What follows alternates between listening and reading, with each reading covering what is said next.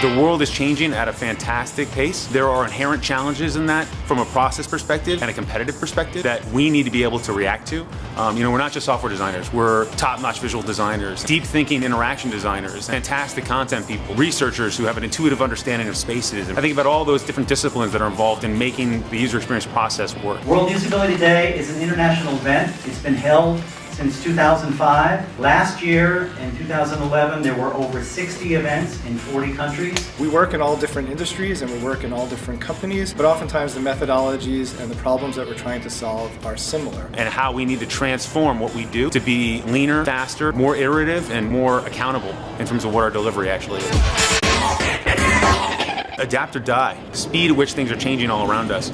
Competitive barriers have been reduced to zero. It's about releasing quickly. He emphasized a lot on how important UI UX was. I am a web designer, UI UX guy. It's not good enough just to be usable and functional. It's very important. You can't stand still or have an 8 to 14 month release cycle and hope that your product is going to be successful. That time has passed. You're now in a much more competitive landscape where if you don't eat your lunch, someone else is going to sit down and eat it. As the landscape changes, we need to continue to concentrate on, refine, and evolve what we do as a practice.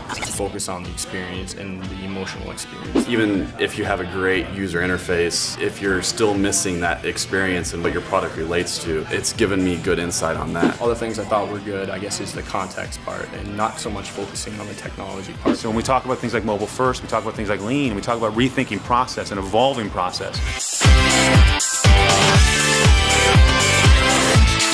I think they'll come away with a perspective on that hopefully, even if they're not evolving the same way, will help to spurn and spawn some additional thinking around ways we need to react to the changing landscape that we see. By getting together, we can come to conclusions that we might not have come to if we were kind of insulated. That struck a chord with me because I think I do focus on the interface more so than the actual experience side. And this is an opportunity for us to do that, to kind of talk about what are the things that are happening around us.